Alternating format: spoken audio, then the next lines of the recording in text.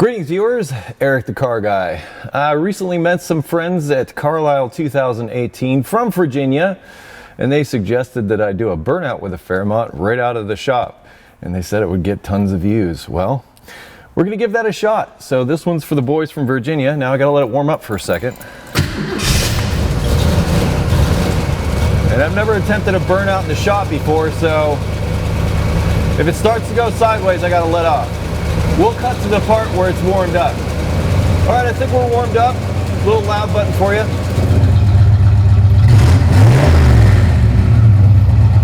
Like I said, if this goes sideways, I gotta get out.